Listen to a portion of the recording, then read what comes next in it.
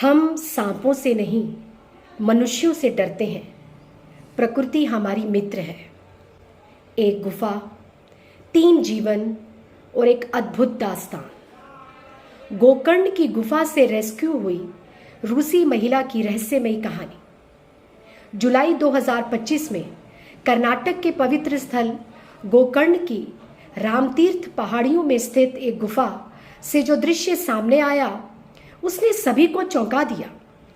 यहाँ एक रूसी महिला नीना कुटीना अपनी 2 बेटियों 6 वर्षीय प्रेया और 4 वर्षीय अमा के साथ पिछले कई दिनों से रह रही थी। वे बिजली, पानी, मोबाइल, इंटरनेट सब कुछ त्याग कर प्राकृतिक वातावरण और साधना के जीवन में रम चुकी थी। कौन है नीना कुटीना? नीना रूस की नागरिक हैं और भारत में वे 2015 में आई थी।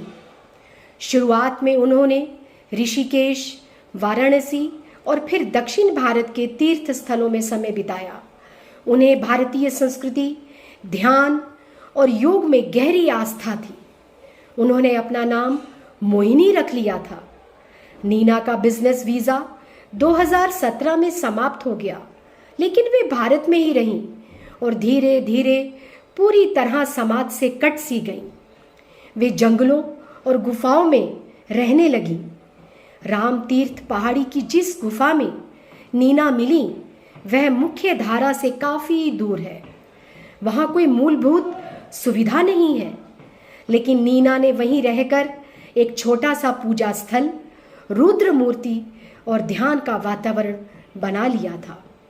वो अपने बच्चों के लिए जंगल से फल, पत्ते और जड़ी बूटियां लाकर भोजन बनाती थीं।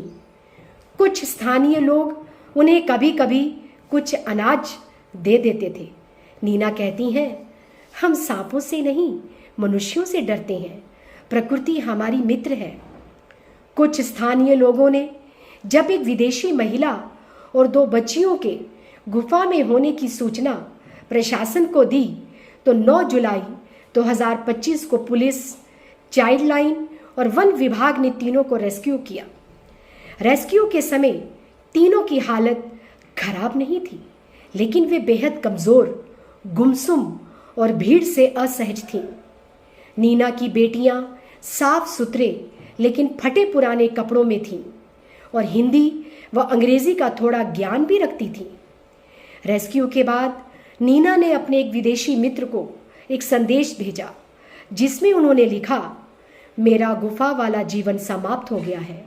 अब मैं एक जेल जैसी जगह में हूँ, जहाँ ना खुला आसमान है, न घास, न झरना। मैं इंसानों से डरती हूँ। इस पत्र से स्पष्ट होता है कि वह किसी गहरे आध्यात्मिक मोह और मानसिक द्वंद्व से गुजर रही थी।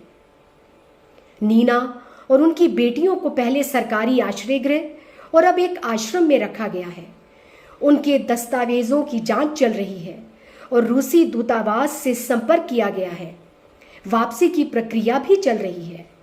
प्रशासन का कहना है कि बेटियों को शिक्षा, स्वास्थ्य और सुरक्षा उपलब्ध कराई जाएगी। एक गुफा की गूंज, प्रश्न अनगिनत।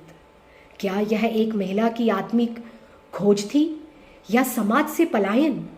क्या उसके बच्चों को वह जीवन देना उचित था? नीना कुटीना की यह कहानी हमारे सामने यह सवाल छोड़ जाती है, क्या हर साधना समझी जा सकती है? और क्या हर अकेलापन विक्षिप्तता होता है?